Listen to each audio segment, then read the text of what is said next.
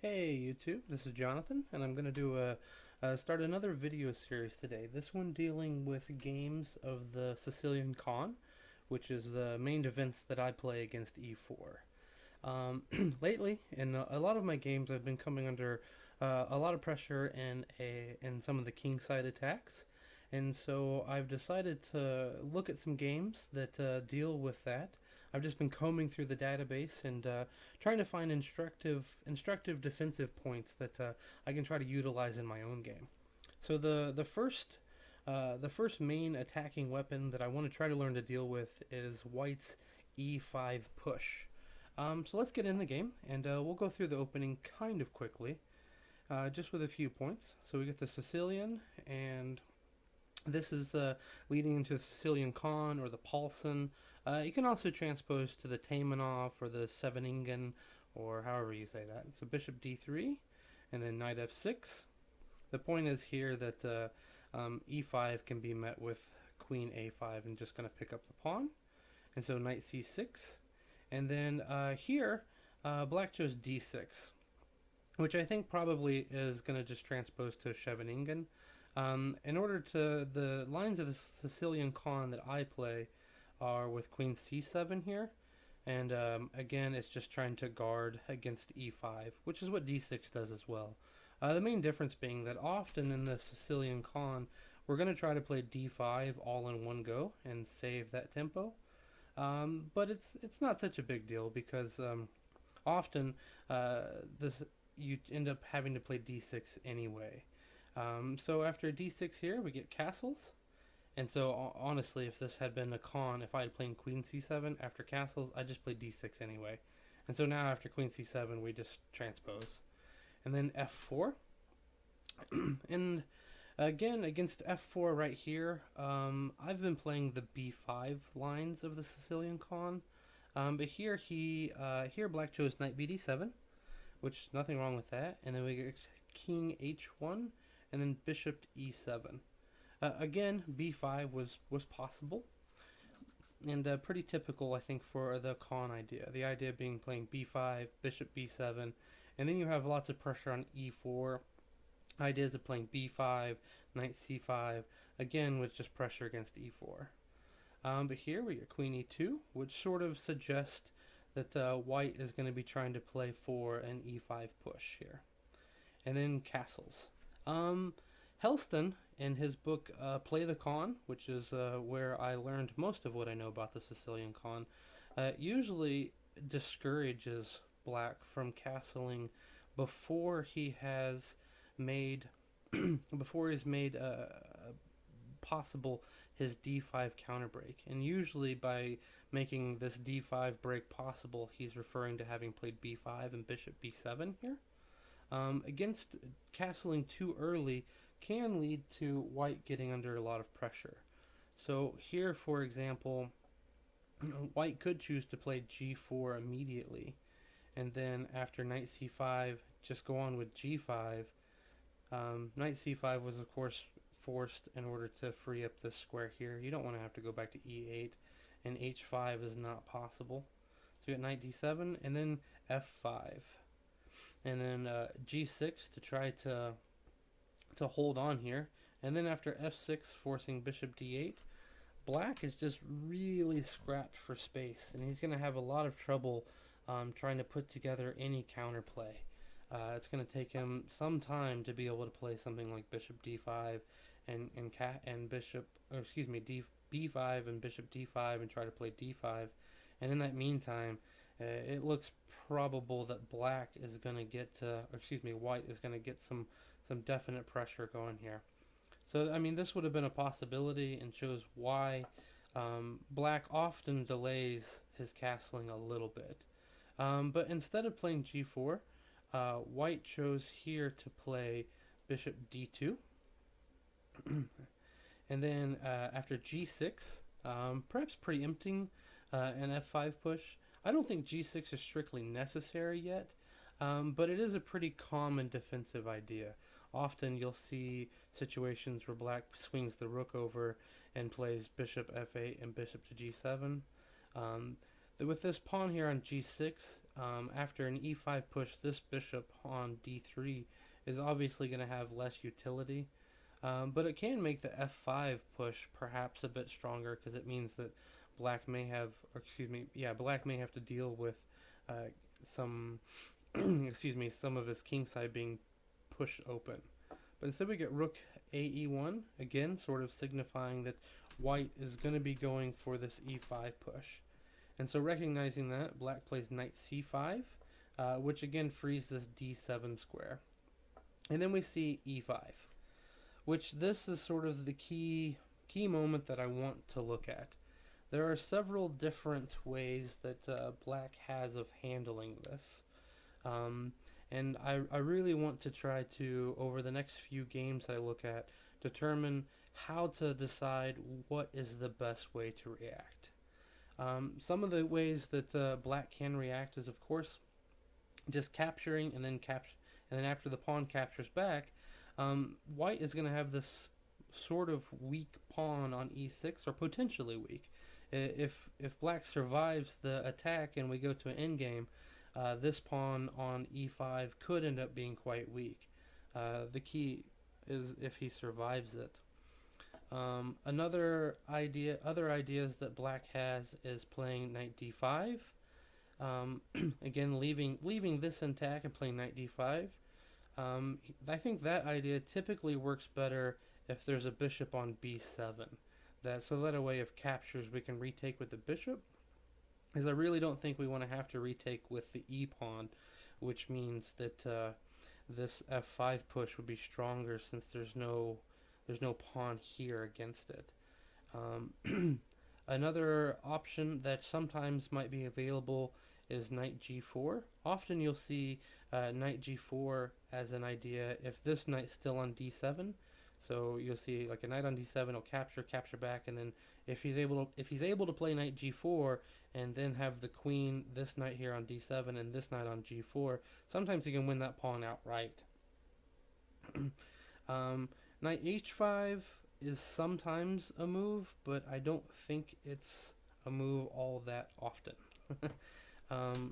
In this game, it would have been possible for him to have played takes, and then knight h5 with the idea of then putting the knight back on g6, or excuse me, g7.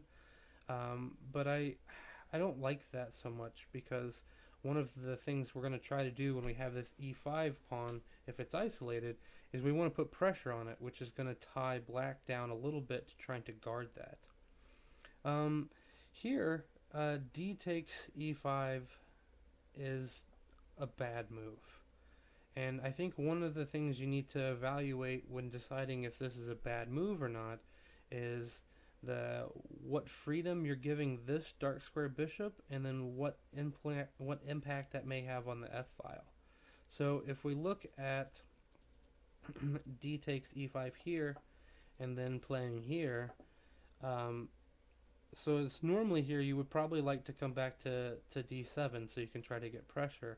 But if you do that, then white is just going to play bishop h6, and if you try not to give up the exchange, which is basically forced, it's the only thing that black can do is to give up this exchange. But if he tries to keep it, then we just say queen f2. He's just going to give this pawn here on e5, because if we take it, which we can't, he's just going to take back here. And again, in this situation, we're just down a piece now instead of the exchange. But if we try to win the exchange by taking here, just queen takes f7, comes back here, he's going to grab this, and then after we try to put something in the way, we've got to protect this rook somehow and defend the possible mates here. We get rook g8, but then just rook f7. And it's all over. The queen can give a check, we'll block with the bishop, and the only way to avoid mate would be to give up the queen. And so this is just clearly awful. We see that here, opening the f-file was quite disastrous. And I think one of the key things in deciding on whether or not opening the f-file is going to be bad is how are you prepared to deal with a bishop coming to h6. Sometimes he'll have to play like queen g4 and then he'll get bishop h6. Um, but here it's just awful, especially since having played this g6 move. Like I said, knight h5 instead of knight d7 might have been possible, and at least it would have been less awful than playing to d7. But still, white now has a pretty free hand to do whatever he wants on the king side, because we don't have any pressure here. So with those in mind, instead of taking, here black played knight fd7, and and now if white tries to capture here, you can take back, and we still have this f pawn is in the way, and it's going to take him a little bit of time to try to get out of the way to attack, and in that meantime, white can try to help get something going. So he plays knight to d1, and I suppose the idea is to try to transfer the knight to e3 to support this f5 push. But again, we see another key idea, which is frequently played in the situation of the Khan after we've seen e5, and that's just lopping off this bishop. Obviously, having played e5, this bishop finds some more scope, especially if g6 hasn't been played, and so just lopping it off is a pretty common idea. So we get the pawn takes, and now he plays b5, which is going to allow him to try to get his bishop out to try to get some activity here. So then bishop a5 from white, which is sort of a tricky move. The point is that if we take it, he's going to play knight c6. We drop our queen back, and he comes and grabs here. We're going to move the king, and just so he doesn't get his knight trapped, he goes ahead and takes here. And after we take with the rook, we've traded these dark squared bishops, essentially is what we've done, which means there's less control over f6 than there would otherwise be, and his quote-unquote bad bishop is now gone, given that both these pawns are on dark squares. So I don't think this is necessarily terrible for black, but I can sort of understand why he would want to avoid that. So instead of taking the bishop, he plays queen b7. So queen b7, and then queen comes up to d3, which again is preparing to swing the queen over sometimes, maybe, or maybe we're just going to protect the knight, or play f5 and come down to h6. And so now that this bishop is off sides and is not going to directly profit from this f-pawn being gone, black takes now. And then after takes here, here we get a really fantastic move. He plays b4, which b4 has two ideas. One, he's going to allow his queen to come into d5, getting that pressure on e5, without allowing knight c3, which if I know it seems odd that the knight's going to want to come back to c3, but if he can come back with tempo, there's some lines it may be able to go from c3 to e4 and then be able to come into f6 or influence f6. The other really important thing that this b4 move does is it shuts out this bishop, so this bishop's not going to be able to get back. So if we look at maybe just playing, instead of b4, playing queen d5 immediately, we can see knight comes to c3, and we excuse me, we can't take the pawn. Obviously we can't take the pawn right now.